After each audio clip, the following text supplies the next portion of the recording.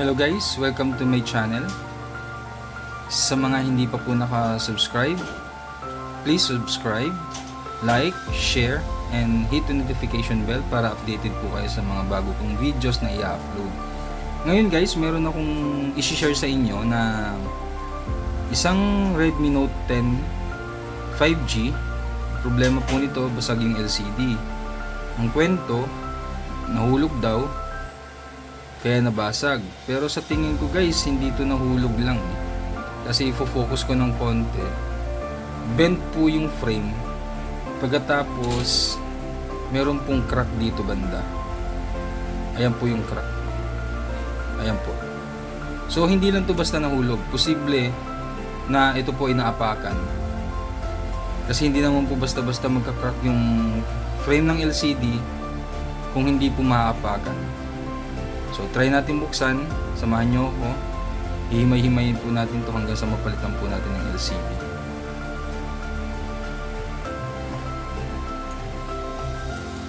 Una natin gagawin, tanggalin muna natin yung SIM tray. Gamit kayo ng SIM card injector.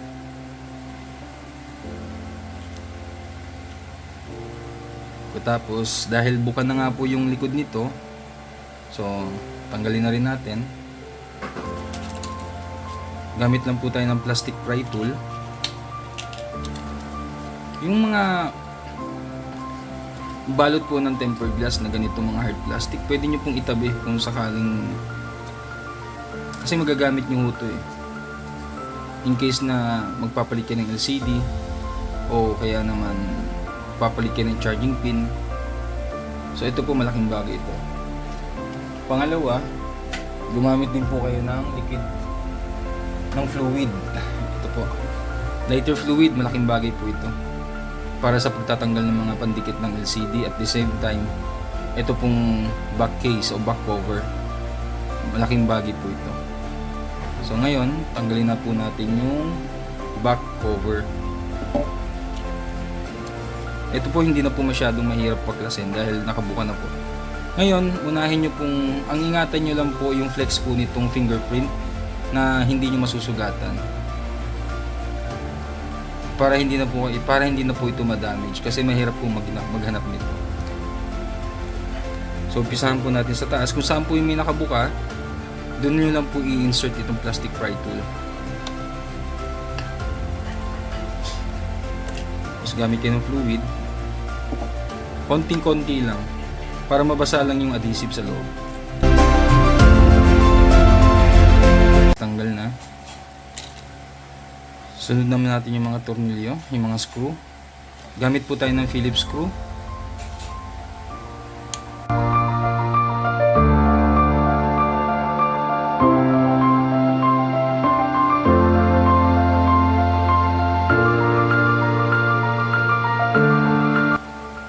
Pagkatapos po natin tanggalin yung tornilyo, iangat po natin tong lens cover.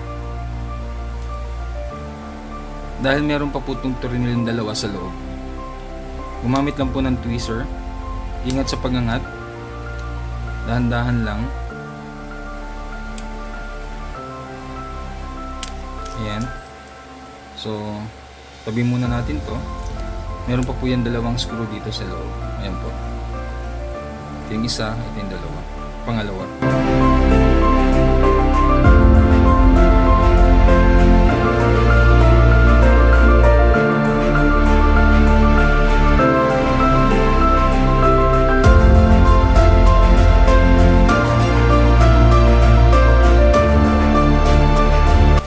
Iangat naman po natin itong connector ng fingerprint.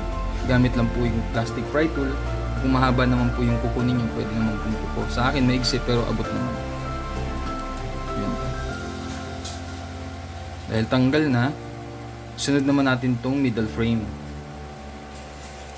o middle cover. Sa pagtatanggal pala nito guys, mas madaling magsimula dito sa may SIM tray. Ito po, kasi medyo malambot pa po yung plastic dyan. So insert nyo lang po yung plastic pry tool, o kung mahaba rin po uli yung kuko ninyo, pwede pong kuko. Basta alalay lang po sa pag insert ng kahit anong bagay na plastic pry tool or anything na pwedeng pang tuklap.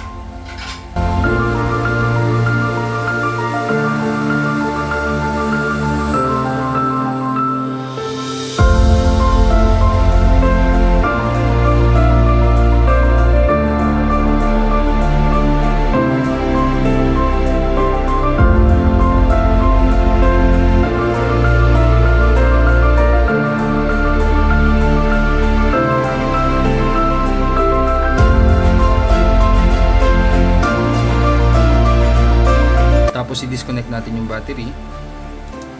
Ayan. Tapos tanggalin natin itong battery.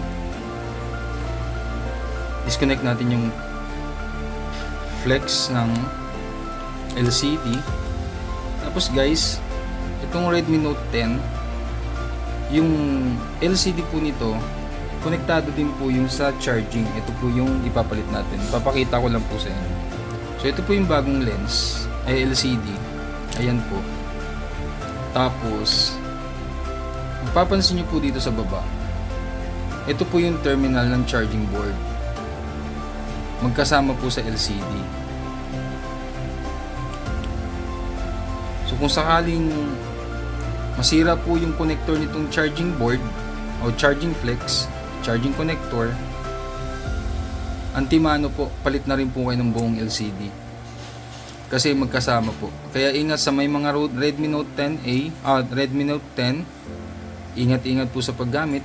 Hanggat maaari, huwag nyo pong mababasag para hindi po kayo gumastos ng ganung kalaki. Sa pagbabalik po nito, kung nakita nyo itong sticker na to, tanggalin nyo rin po yan dahil magiging sagabal po yan doon sa front camera. So, umpisa na po muna natin itong tanggalin bago natin ikabit yung bagong LCD.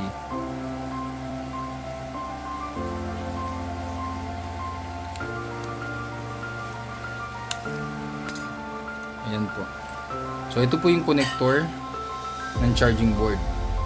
Ito po. Disconnect natin to. Ayan. Tapos gamit tayo ng plastic pry tool para may angat yung basag na LCD.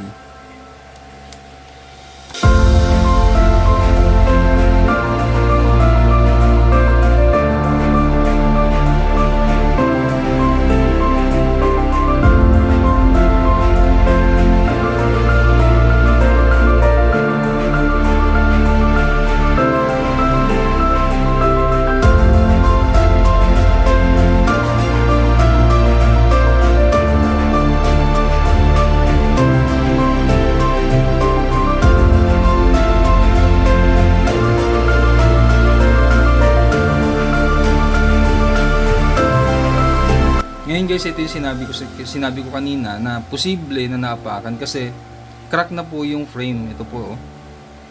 May basag na. So magkabilaan po yan pati po dito. So may posibilidad kaya po ayaw pag nag-on, unang-una ayaw mag-touch. Tapos ang pangalawa, pag nag-on ka, ayaw na rin kaya pagkatapos yung i-on, tapos mamamatay, tapos pag in-on nyo ulit, ayaw nang mabuhay. So titignan ko rin po loob nito kung anong naging problema.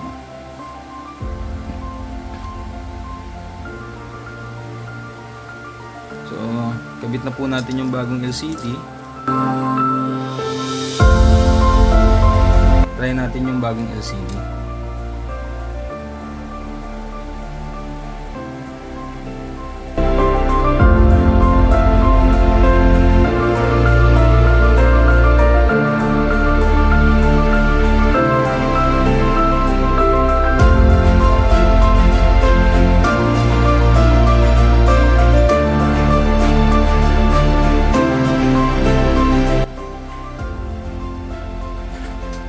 So yun guys, buhay na yung unit. Ayan. May pattern. So okay lang yan. Importante, buhay na yung LCD. Check natin dito.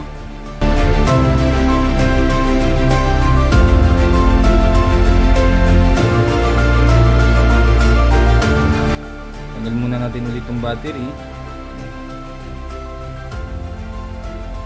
Ayan po.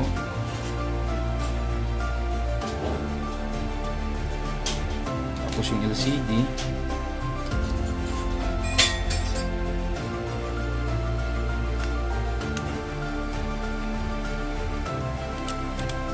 Para malinisan po natin yung frame bago natin ikabit yung LCD.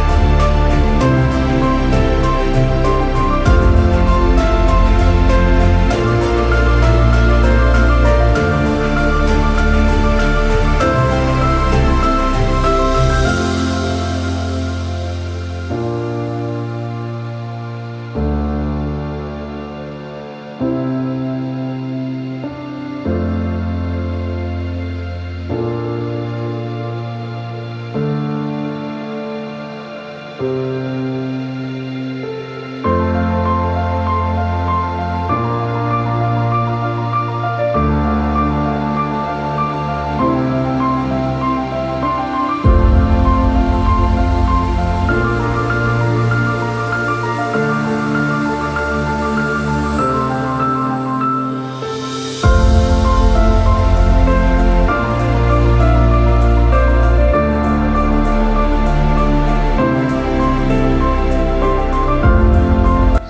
ngayon, proceed tayo.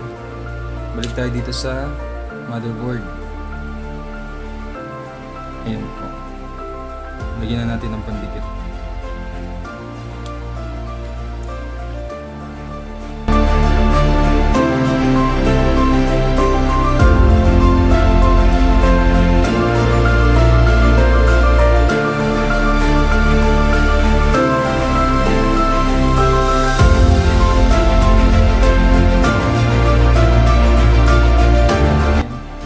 Para hindi bumara. Ngayon, ito yung bagong LCD. Tanggalin natin tong sticker na to sa camera.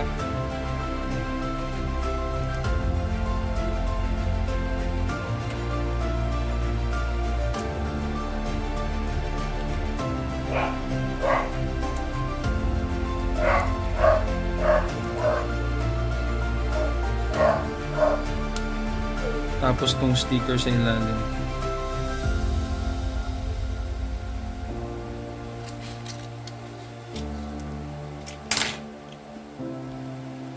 Bago natin po ito ilagay. Gaya kanina, ilusot nyo muna tong mahabang flex. Tapos isusunod na po yung maliit dyan. Bago natin ilapat. Kailangan fit po yung pagkakalagay. Tignan nyo po yung taas, tignan nyo rin po yung tignan nyo yung baba, tignan nyo rin yung taas kung fit na po talaga yung LCD. Ayan. Tapos lagyan nyo po ng goma. Hintayin nyo pong matuyo. Mga 30 minutes okay na po yan. Para matuyo lang po yung pandikit. Para lapat na lapat po yung LCD sa frame.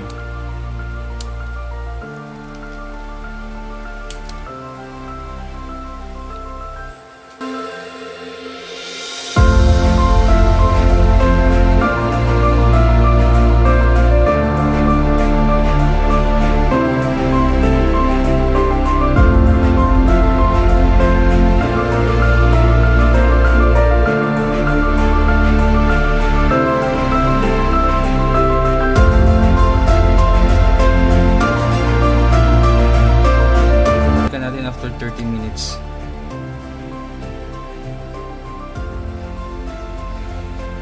So ngayon guys, balikan natin. After 30 minutes, tanggalin natin yung rubber band.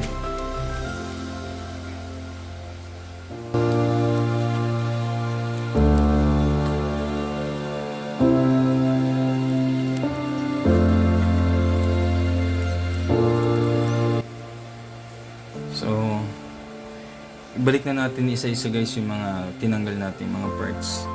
So unahan natin ibalik itong flex ng main.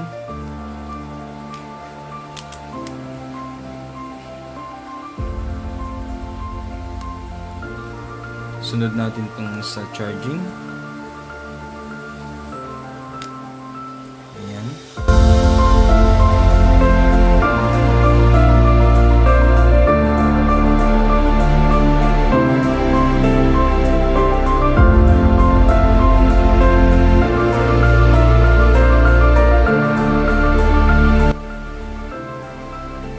Tapos i-connect na natin yung battery terminal. Ayan.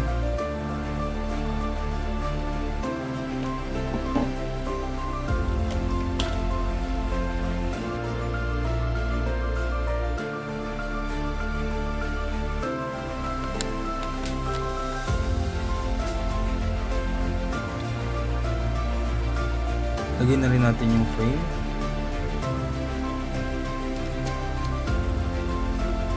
Sa pagbabalik ng frame guys, mas maganda kung unahin itong volume tsaka yung power button para hindi na maipit.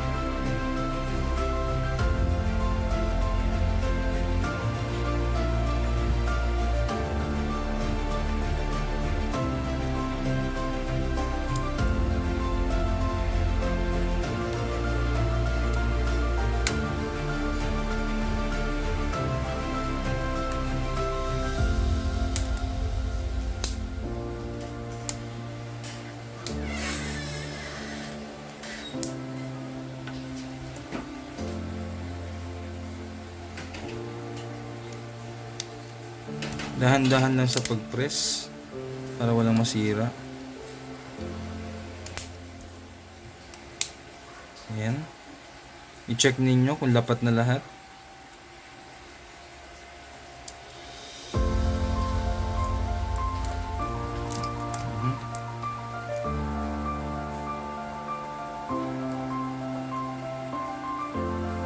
Pero guys, may nakalimutan ako ibalik ulit.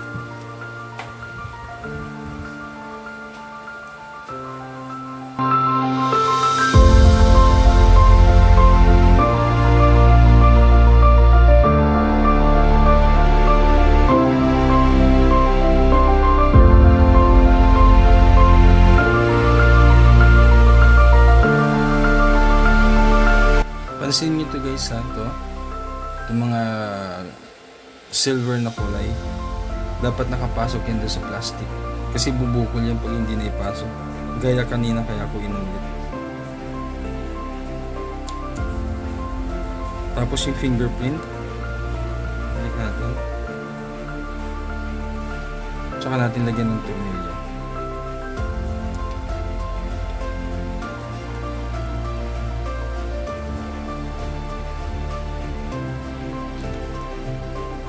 Unahin yung banda dito sa may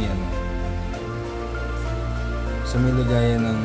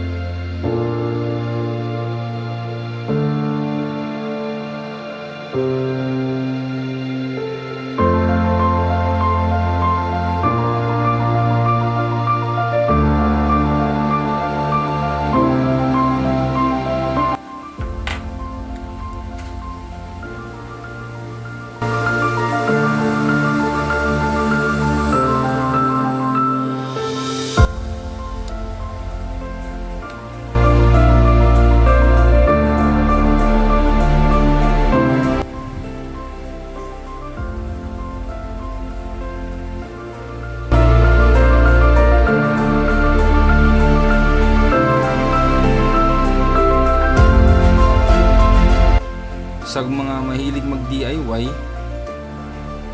manood po kayo ng mga videos ko, marami po kayong matutunan. So, hanggang sa muli, sa mga hindi pa po nakaka-subscribe, please subscribe, like, share, and hit the notification bell po para updated po kayo sa mga bago ko pong i-upload na mga video. Maraming salamat po.